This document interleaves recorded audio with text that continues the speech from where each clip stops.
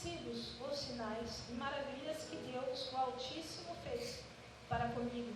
Amém? Abaixa a sua cabeça nesse momento. Senhor, meu Deus e meu Pai, nesse momento da palavra, Senhor, nós entramos na Tua presença para pedir, Senhor eterno, que o Senhor tome cativo, Senhor, o nosso pensamento, ó Pai, que o Senhor tome cativo, Senhor, o nosso intelecto, ó Pai querido e santo, e venha, meu Deus eterno, falar conosco, Pai, de uma maneira clara, de uma maneira, Senhor, que possamos perceber, ó Deus, aquilo que o Senhor quer para nós essa noite, Pai. Em nome de Jesus, nós colocamos, Senhor, o nosso coração como terra fértil, ó Deus eterno, na Tua presença, e escancaramos a porta, Senhor Jesus, e pedimos que o Senhor entre, Pai, para ministrar a Tua palavra, Senhor, em nome de Jesus. Amém. Irmãos, pode sentar. Continua aí no capítulo 4 de Daniel. Nós vamos ler agora o versículo 1, para nós sabermos quem é que disse no versículo 2: pareceu-me bem fazer conhecidos os sinais e maravilhas que Deus, o Altíssimo, fez para comigo.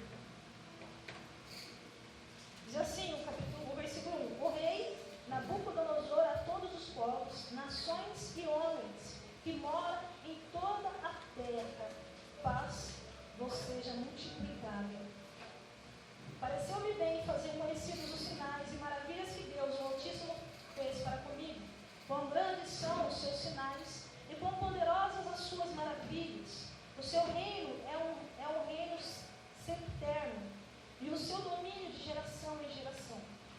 Eu, Nabucodonosor, estava sossegado em minha casa e próspero no meu palácio. Tive um sonho que me espantou. Estando eu na minha cama, os pensamentos e as visões da minha cabeça me perturbaram. Por isso fiz um decreto pelo qual fossem levados à minha presença todos os sábios da Babilônia, para que me fizessem saber a interpretação do sonho. Então entraram os magos, os encantadores, os astrólogos e os feiticeiros. E eu contei o sonho diante deles, mas não me fizeram saber a sua interpretação. Por fim, entrou em minha presença Daniel, cujo nome é Beltesazar, segundo o nome do meu Deus, e no qual há o Espírito dos deuses santos. Eu lhe contei o sonho, dizendo: Beltesazar, chefe dos magos, eu sei que há em ti o Espírito dos deuses santos, e que nenhum mistério te é difícil. Dize-me as visões do sonho que tive e a sua interpretação. Eram assim as visões da minha cabeça. Na minha cama eu estava olhando e vi uma árvore no meio da terra, cuja altura era grande. Crescia a árvore e se fazia forte, de maneira que a sua altura chegava até o céu, e era visível até os confins da terra. A sua folhagem era formosa, e o seu fruto abundante, e havia nela sustento para os povos. Debaixo dela, os animais do campo achavam sombra, as aves do céu faziam moradas nos seus ramos, e todos os seres viventes se alimentavam dela. Estava vendo isso nas visões da minha cabeça, na minha cama, e eis que um vigia, um santo, descia do céu, clamando fortemente, dizendo: derrubai a árvore, cortai os ramos, sacudi as suas folhas, espalhai o seu fruto. Afugentem-se os animais de debaixo dela e as aves dos seus ramos. O tronco com as suas raízes, porém, deixai na terra, atado com cadeia de ferro e de bronze. Na erva do campo seja molhado do orvalho do céu, e a sua porção seja com os animais. Na erva da terra seja mudado o seu coração, para que não seja mais coração de homem, e seja lhe dado coração de animal, e passe sobre ele 7 tempos. Essa sentença é por decreto dos vigias, e esta ordem por mandado dos santos, a fim de que conheçam os viventes que o Altíssimo tem domínio sobre o reino dos homens, e dá a quem quer, até ao mais baixo. Dá a quem quer, até ao mais baixo dos homens, constituiu sobre eles. Amém? Amém. Irmãos, vamos entender o fato. O rei Nabucodonosor, esse é o segundo, subiu o reinado quando o rei Nabucodonosor, pai dele, foi ferido e morto em guerra. Ao rei Nabucodonosor foi dado um reino tão poderoso que ele conseguiu dominar Nabucodonosor dominava. E o rei Nabucodonosor, o rei da Babilônia, conseguiu vencer o rei do Egito. Naquele tempo, irmãos, o poder era marcado com guerras, com muito sangue, com muita gente sendo tomada como escravos. E quando um servo do Senhor orava e falava: Senhor, a minha vida está em suas mãos, realmente, a vida dele estava nas mãos do Senhor. Porque a qualquer momento podia vir uma espada e cortar a cabeça dele. Quando ele falava: eu tenho fé em Deus, eu vou para o campo de batalha com a minha fé, vocês podem ter certeza que ele tinha fé. Porque senão ele morria. Porque o inimigo daquele tempo era carne e era sangue. E quando o rei voltava da batalha vitorioso, era porque o Senhor estava com ele. E quando o rei voltava da batalha contra Israel vitorioso, era porque Deus estava contra Israel. Porque Israel tinha pecado. E Deus por muitas vezes levantou profetas para falar com o povo. Deus muitas vezes levantou profeta para falar do cativeiro. Mas o povo não dava ouvido ao Senhor e preferia adorar um Deus que eles pudessem ver. Porque o cananeu chegava para o hebreu e falava assim: olha aqui, esse é o meu Deus. Está vendo o brinde eu fiz? Diante dele eu me ajoelho, diante dele eu queimo incenso, diante dele eu ponho o sacrifício e ele me atende. Cadê o seu? E o hebreu então ficava meio confuso. E outro de outro povo ia lá para ele também e dizia: olha, esse é o meu. Diante dele eu queimo incenso, ofereci meu filho para ele é tudo na minha vida, todas as vezes que eu falo com ele resolve os meus problemas. Cadê o seu? E o hebreu então não tinha um Deus para apresentar para a pessoa. Que Deus iria apresentar? Por isso que Deus disse para Moisés: Moisés, quando eles perguntarem, você diz: eu sou o que sou. Eu sou o que sou. O nosso Deus, ele é o que é. Ele não precisa da minha crença, ele não precisa da sua crença, ele não precisa que você acredite. Nós precisamos crer. Porque nós somos dependentes dele e não ele de nós. Amém? Então eles ficavam confusos, alguns, e acabavam andando segundo a esses deuses. Eles ficavam confusos e acabavam fazendo sacrifício para esses deuses. Amém?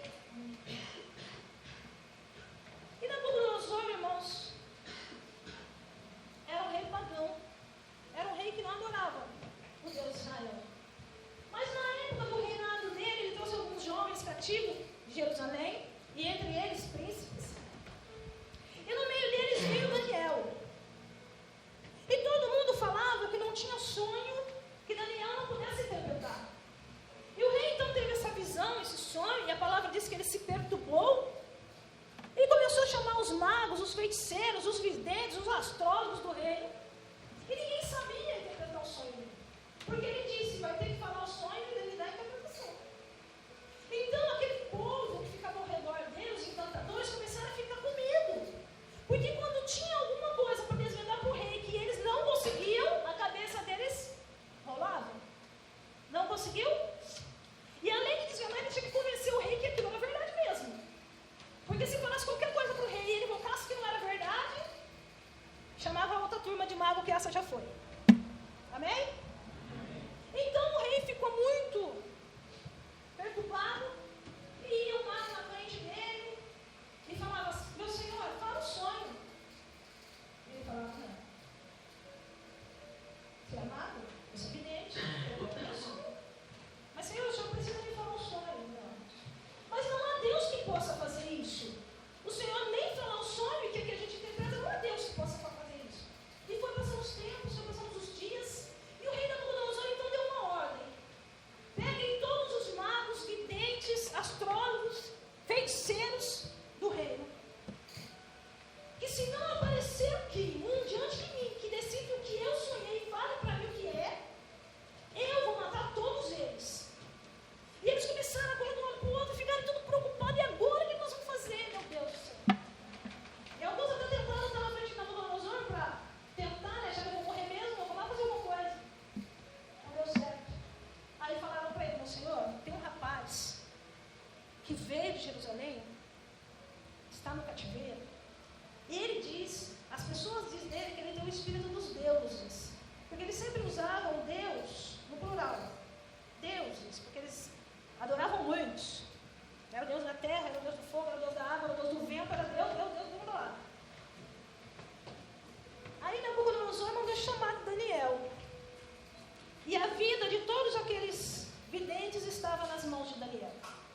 nas mãos de um escravo, nas mãos de um cativo. E Daniel então se colocou na frente de Nabucodonosor e falou para Nabucodonosor com muito medo, temendo muito pela sua vida. Por quê? Porque a notícia que ele tinha para Nabucodonosor não era muito boa. E o rei então pergunta para ele o que foi que ele sonhou e que ele interpretasse. E Daniel então começa a dizer: aleluia. Acompanha aí no capítulo 4, versículo 20. Amém? Amém? Amém. Aleluia. A árvore que viste, que cresceu e se fez forte, cuja altura chegava ao céu, e que foi vista por toda a terra, cujas folhas eram formosas, e cujo fruto abundante, e em que havia mantimento para todos, debaixo da qual moravam os animais do campo, e em cujos ramos habitavam as aves do céu, és tu, ó Rei, que cresceste e te fizeste forte. A tua grandeza cresceu e chegou até o céu, e o teu domínio até a extremidade da terra. Quanto ao que viu o rei num vigia, um santo que descia do céu e que dizia: cortai a árvore e destruía, mas o tronco com as suas raízes deixai na terra, atado com cadeias de ferro e de bronze, na erva do campo, seja molhado do orvalho do céu, e a sua porção seja com os animais do campo, até que passe sobre ele 7 tempos. Esta é a interpretação, ó rei. E este é o decreto do Altíssimo, que virá sobre o reino do Senhor. Será tirado de entre os homens, e a tua morada será com os animais do campo, e te farão comer erva como os bois, e serás molhado do orvalho do céu. Passarão 7 tempos por cima de ti, até que conheça que o Altíssimo tem domínio sobre o reino dos homens, e o dá a quem quer. Imagina a notícia dessa para o rei. Dá medo, não dá? O rei podia se encher de ira, de fúria e falar: tira esse rapaz daqui, já pega a cabeça e põe na bandeja. Porque era assim que eles resolviam as coisas antigamente. Amém? Mas aí Daniel deu um conselho para o rei. Acompanha aí o 26. Quanto ao que foi dito, que deixassem o tronco com as raízes na árvore, o teu reino voltará para ti, depois que tiveres conhecido que o céu reina. Portanto, ó rei, aceita o meu conselho e desfaze os teus pecados pela justiça e as iniquidades, usando de misericórdia para com os pobres. Talvez se prolongue a tua tranquilidade.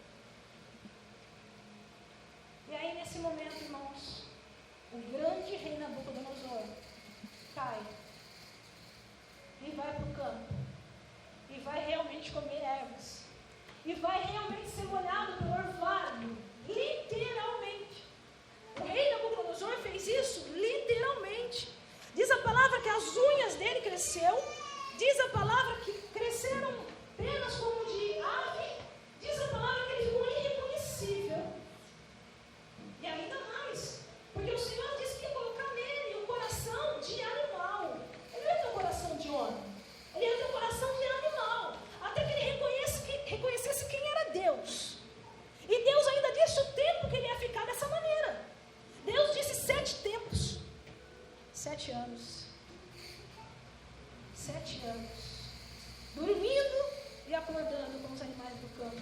7 anos comendo erva como um animal do campo. 7 anos sendo olhado pelo orvalho como os animais do campo. Muitas pessoas dizem que ele teve uma doença, que ele saiu de si, que ele ficou mentalmente perturbado e por isso ele foi para o campo. O rei que enlouqueceu. Mas na verdade, irmãos, ele não enlouqueceu. Na verdade, o nosso Deus tirou dele a consciência, para que ele visse que Deus é Deus, para que ele visse que só acontece as coisas quando Deus quer, para que ele visse que Deus é superior a tudo e a todos, para que ele visse que quando Deus quiser soprar o pavio da nossa vida, ele simplesmente sopra, para que ele visse que ele não era o Todo-Poderoso, que tudo que ele estava vendo não era ele que tinha conseguido, era Deus que tinha dado para ele. Então ele saiu do juízo dele e ele ficou naquele estado. E tem muitos livros, irmãos, que chamam ele de um rei que virou boi. A história do rei que virou boi. Quando vocês lerem esse texto num livro, uma capa, é Nabucodonosor. E tem pregadores que falam que isso não aconteceu, mas isso aconteceu sim. Isso aconteceu sim. E o rei então saiu do palácio, e o rei então andava como um animal, e o seu juízo foi tirado, até que ele levantasse a cabeça para o céu e reconhecesse que o Deus que tinha dado o reino para ele era o rei de Israel, o Deus de Israel. Que reconhecesse que o Deus de Israel tem tudo nas tuas mãos e que ele não podia fazer nada sem esse Deus. Que a glória e a honra não pertencia a ele, a glória e a honra pertencia ao Deus de Israel. E Nabucodonosor então passou todo aquele tempo ali, no campo, comendo ervas. Agora eu pergunto, irmãos, como é que é agora? Como é que é no nosso tempo? Porque a palavra de Deus diz em todos os períodos, se você ler de Gênesis a Apocalipse, você vai ver Deus e os servos dele falando que ele abate o soberbo e levanta os... Exatamente. Os humildes. Ele levanta os humildes. A palavra de Deus diz que ele não dá aquele que se vangloria, não dá aquele que toma a glória para si, não dá para aquele que diz, nossa, eu passei nessa prova porque eu sou um cara, estudei, fiquei sem dormir, tomei Coca-Cola com café e passei. Não dá. A palavra do Senhor diz isso. A palavra do Senhor diz que ele tira do lodo, do saco de lama, o necessitado e coloca para sentar junto aos príncipes do seu povo. E lá na nação de Ana, ela diz que o Senhor é aquele que faz levantar e é o mesmo que faz cair. Ela diz que ele traz a saúde e ele traz a doença. Que ele dá e ele tira. Por isso, irmãos, que nós não podemos, quando nós estamos numa situação financeira melhorzinha, ou quando nós estamos com um carrinho melhor, ou quando nós estamos com o dom do Senhor, que todo mundo fala, nossa, nós não podemos exaltar o nosso coração. Os irmãos sabem qual é a maior lição que os apóstolos aprenderam, que João Batista aprendeu, Jeremias, Isaías e todos os profetas. Eles aprenderam a viver sem nada com o Senhor. Sem nada. Todos eles aprenderam a viver sem nada. Porque aquela pessoa que está preparada para viver sem nada, e mesmo sem nada está na presença do Senhor, Deus sabe que Ele pode entregar o tudo na mão dele. Porque se Ele louva não tendo nada, imagine se Ele tiver tudo. Amém? João Batista, quando ele vinha pregando no deserto, a chegada do Senhor Jesus, a palavra do Senhor diz que ele tinha uma veste, que ele comia gafanhoto silvestre. Ou seja, não tinha nada. Jeremias não tinha nada. Isaías não tinha nada.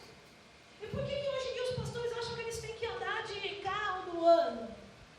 Por que os pastores hoje em dia acham que tem que ter casa lá em Miami, andar de lanche?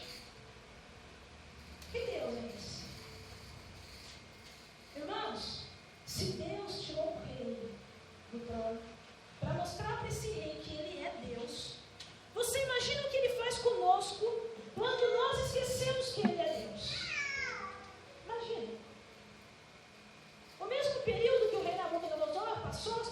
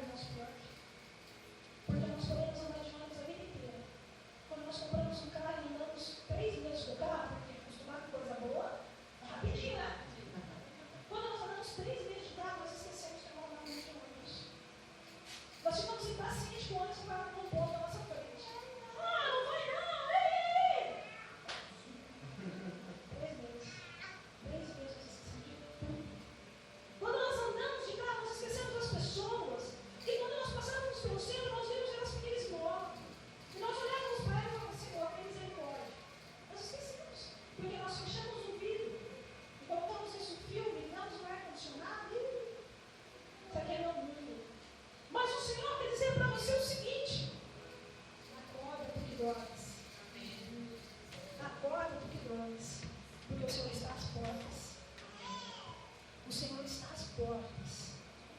Nós não temos nada. O dom que Ele nos deu é para servir e para adorar. O coração que Ele nos deu é para servir e adorar. A saúde que Ele nos dá é, antes de tudo, para servir e adorar. E assim como chegou o tempo do rei Nabucodonosor, irmãos, pode chegar ao nosso tempo. Os irmãos já viram pessoas que ficam completamente transtornadas e as pessoas passam da risada e falam assim: era crente. Olha como é que está agora. Olha o que a religião fez com a cabeça dele. Já viram? Eu já vi muitos. A pessoa fica falando sozinha e dá glória a Deus e pula e completamente desgovernado. Olha só a situação. A pessoa se enterra na religião. Olha como é que fica. Eu comprei um livro uma vez, irmãos, porque eu gosto muito de estudar sobre as religiões. E eu comprei um livro chamado, deixa eu ver se eu vou lembrar exatamente o nome dele. Mas era sobre os rituais feitos pelos satanistas, para Satanás. E onde eu ia, eu levava esse livro, porque quando eu compro um livro para ler, onde eu vou, eu gosto de levar, né? Então, na fila, uma coisa assim, ficava lá, só no livro. Que benção. Aí minha mãe fica com a minha mãe. Aí eu cheguei, né? Fiquei com o livro assim, ela olhou para o livro. O que é isso? Eu falei: o livro? Mas por que você está lendo isso? Sim, sabe, um espanto. Por que você está lendo isso? Eu falei: mãe, para mim saber das coisas, para mim poder exercer o meu ministério. Quanto mais eu souber, melhor. Olha, minha filha, você toma cuidado com esse livro, hein? Vai ficar louco nessas pessoas por aí. Vai virar fanático. A gente tem que adorar a Deus. Porque se a gente não faz isso, irmãos, Ele nos tira o juízo, Ele nos tira a visão. Quando uma pessoa sai da presença do Senhor e você vai visitar, e você fala para ela de tudo que Deus fez na vida dela, você pensa: nossa, Ele vai acordar, ela vai acordar, porque disso eu tenho certeza que ela não esqueceu. E a pessoa simplesmente faz cara de paisagem para você. Ai, beleza. Você lembra quando você estava lá e aconteceu isso, isso, isso? Lembro. Então você precisa voltar. Não, um dia eu volto. Mas não é porque ela quer. Sabe por que é? Porque os momentos que ela teve para dar honra e glória ao Senhor, somente a Ele, ela dividiu o tempo dele. Ela dividiu a glória do Senhor. E o Senhor faz como fez com o Faraó, o rei do Egito. E o Senhor endurecia o coração de Faraó e vinha a terceira praga. E o Senhor endurecia o coração de Faraó e vinha a quarta praga. Aí você para e pensa assim: Senhor, mas Faraó era culpado? Se o Senhor endurecia o coração dele, que culpa ele tinha nisso? Eu fiz essa pergunta para Deus. Eu falei assim: peraí, vamos conversar. Se o Senhor endurecia o coração de Faraó, por que vinham as pragas? Faraó era culpado porque se é o Senhor que endurecia o coração dele. Mas o Espírito Santo de Deus diz assim: que antes de acontecer as pragas, antes de Deus endurecer o coração de Faraó, Ele declarou com a boca dele que não tinha Deus sobre a terra igual a Ele, e que não tinha Deus que pudesse resistir. Irmão, eu fiz isso. Não, eu fiz, eu falei, mas agora eu estou na igreja, sofrendo que eu condenado. Irmão, então, eu pensei que eu pisasse aqui na igreja, Deus já ia abrir todas as portas. As flautas iam tocar, a trombeta, todo mundo ia me receber com flores. Porque agora eu estou sobre a igreja. Mas, irmão, não é pecado que não tenha consequência. Jesus perdoa todos os nossos pecados. Mas a palavra diz que para certamente foi graça. E é melhor ter a presença do Senhor, sem dúvida nenhuma. Sem dúvida nenhuma. A palavra do Senhor diz que aquele que se vê humilde, irmão, não é eu ir fazer alguma coisa e falar assim: olha, irmão, me perdoa. A igreja pensar que é humilde, para a pastora pensar que é humilde, nossa, que tipo de linda. Não, tem que se ver humilde, o seu coração tem que ser humilde. O seu coração tem que pensar: eu não mereço isso. Deus me deu, mas eu não mereço. Isso é ser humilde. Ser humilde lá no profundo da alma. Ser humilde quando você está comendo ovo,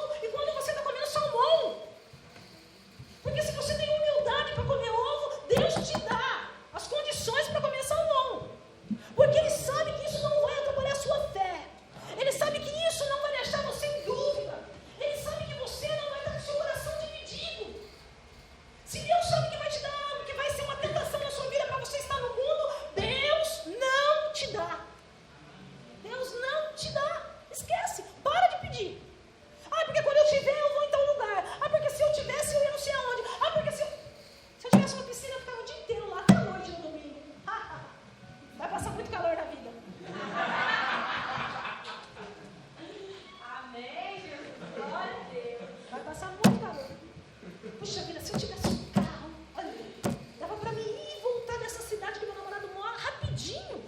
11 horas da noite, domingo, eu já estava em casa. Vai de ônibus, vai de a pé, porque Deus não vai te tirar. Se é para te tirar da presença dele, esquece, ele não vai tirar. Irmãos, eu vou fazer uma pergunta para a igreja. Quem souber é meu irmão. Combinado? Está todo mundo acordado? Amém. Então, glória a Deus. Glória a Deus. Amém, aleluia. Qual foi o animal que Jesus usou para entrar em Jerusalém? Falei, vai ver, amor. Amém, foi jumento. O Senhor Jesus, ele poderia ter usado todos os animais que ele quisesse. Ele podia ter chegado de cavalo alado, branco. Não podia? Ele podia. Mas ele usou um jumentinho. Sabe por quê, irmãos? Para mostrar para nós a humildade que nós devemos ter. Nós temos que andar numa limusine e se comportar como se nós estivéssemos andando num jumentinho. Amém. Nós temos que comer salmão e nos comportar como se estivéssemos comendo chuchu. Com essa humildade. Das pessoas verem você e falar, nossa, essa pessoa tem tanta coisa, mas é tão humilde. Das pessoas quererem conhecer o seu Deus por causa da sua humildade. Porque quando fala assim, nossa, o que você faz? Você dá tanto dinheiro. Ah, eu trabalho com tal coisa, mas isso aí não está dando. Fala, mas é meu Deus que me dá. Amém. Vem dele, não vem de mim. Meu carro vem de Deus, não é meu. Não vem de mim. Porque na verdade a Bíblia fala que nós só somos administradores das coisas de Deus nessa terra. O carro é de Deus, irmão. E ele me deu para administrar. Aleluia. Amém. A casa é de Deus, irmão. E ele me deu para poder administrar. A piscina é de Deus, irmão. Então, de domingo, eu fico na piscina até umas 5 horas. Mas depois eu fico para a igreja. Amém. Deus me abençoe. Amém?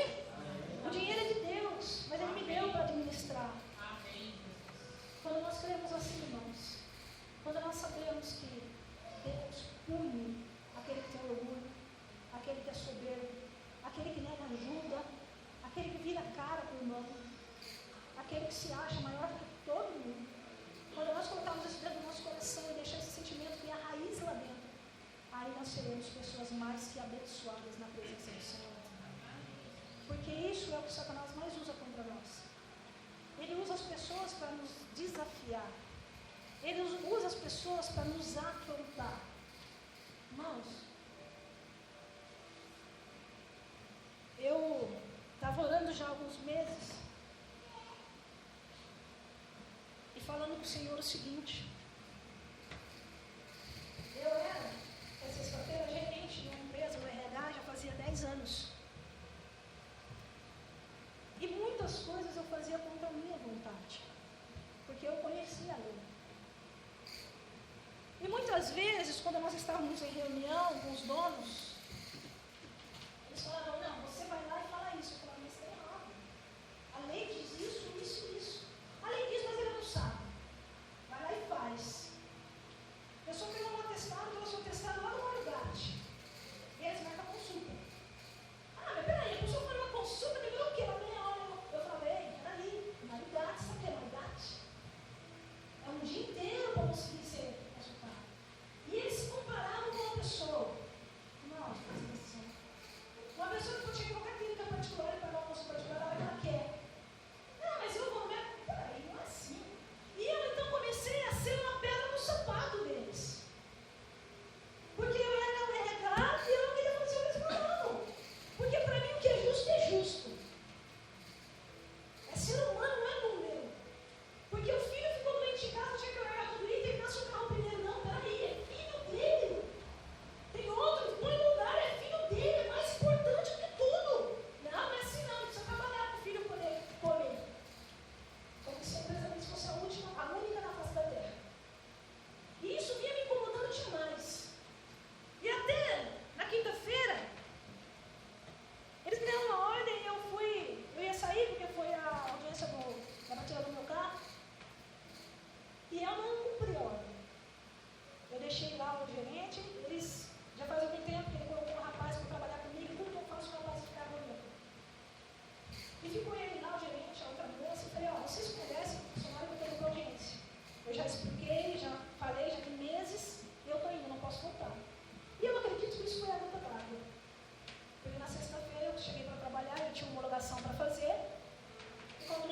capaz naquele escritório para fazer a homologação. Me deixaram ir fazer a homologação. Quando eu cheguei na hora do meu almoço, mandaram embora. Amém. Já coloquei nas mãos do Senhor, porque o Senhor é justo. Amém. Amém. Irmãos, a palavra do Senhor diz que quando nós pensamos que nós estamos perdendo, nós estamos ganhando. Glória a Deus, aleluia. Quando nós pensamos que estamos ficando para trás, aí que nós estamos lá na frente. Quando nós pensamos que nós vamos ser humilhados, aí que nós seremos exaltados. Porque o nosso Deus é Deus de justiça. Nós só não podemos deixar o orgulho tomar conta do nosso coração e atrapalhar Deus nos abençoar. Amém? O inimigo tenta fazer isso todo momento. O inimigo tenta tirar uma palavra da tua boca que te acuse a todo momento. E eu falava sempre na igreja, há um tempo atrás, quem é mais antigo vai lembrar, que o inferno inteiro para. E os demônios todos ficam esperando. Quando você está numa situação que nem Jó, que alguém te pergunta, você vai fazer isso? Silêncio total no inferno, vamos ver agora. É agora que ele vai blasfemar contra Deus na face dele. É agora que ele vai deixar o Espírito Santo triste. Para tudo, vamos ver. E de repente você solta a palavra. Vou fazer. E o diabo se une. Ou você faz que nem Jó, não. Nu eu vi no ventre da minha mãe, nu eu voltarei para lá. Aleluia. E glorifica o nome do Senhor. Irmãos, eu tenho passado em todas as provas com Deus. Graças a Deus. E eu creio que é para abençoar muito mais vidas e muito mais almas do que nós estamos vendo aqui. Mas, irmãos, essa obra não é minha, essa obra não é da Gislaine. Essa obra não é da Evangelina. Essa obra não é da Firma. Essa obra é de Deus. E Ele levantou só para nós podermos adorar Ele. E só para a porta do céu que está aberta para nós. Então que nós possamos cuidar, amar. Porque o Senhor certamente vai nos recompensar. Porque ao contrário da recompensa do mundo, a recompensa de Deus é eterna.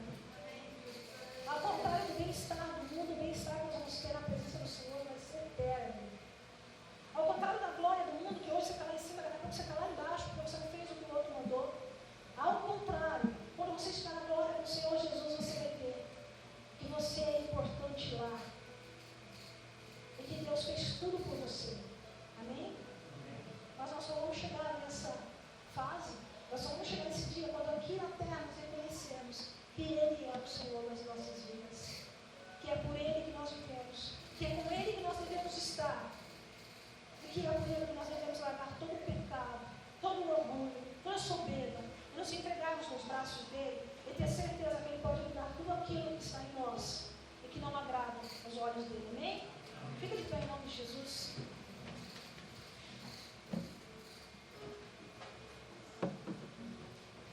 Abaixa a sua cabeça nesse momento. Aleluia. Fecha os teus olhos. E agora começa a imaginar aquele Deus. Aquele Deus que falou conosco no começo do culto. Começa a visualizar agora o trono da graça. Porque se você tem fé, pela fé você vai ver o trono do seu Deus. Porque o caminho do Santíssimo está aberto. O caminho do Santo dos Santos está aberto. E eu te convido agora para entrar na sala do trono. Diante do trono do seu Deus. E dizer para Ele tudo aquilo que você tem no seu coração. Dizer para o Espírito Santo passar agora na sua vida. E levar tudo aquilo que te atrapalha a servir a Ele. Tudo aquilo que é empecilho na sua caminhada. Todo o sentimento que te bloqueia, que te deixa infeliz, que te deixa triste. Entrega agora para o Senhor Jesus o teu coração. Eu sei que você já fez isso uma vez. Mas o Senhor Jesus te chamou aqui essa noite para fazer de novo. Amém. Nós sabemos que o tempo, irmãos, quanto mais ele passa, mais curto ele fica. E o Senhor Jesus quer te salvar hoje, quer te salvar amanhã, quer te salvar depois. O Senhor Jesus quer te salvar continuamente. Para que no dia que Ele volte, Ele possa olhar para o teu rosto e dizer: vinde, amado de meu Pai, possuir por herança o reino que está preparado para ti desde a fundação do céu. Por isso Jesus te colocou aqui.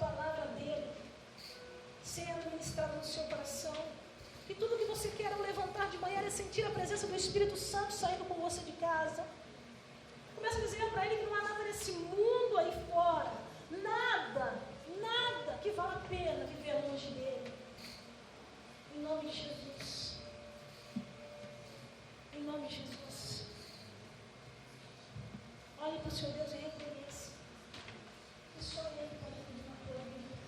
Porque se o teu naquelas mãos vão cair, prisões vão ser abertas, por causa do nosso reconhecimento. Santo é o teu nome, Senhor Jesus. Não tenha que ser o seu lugar, Senhor.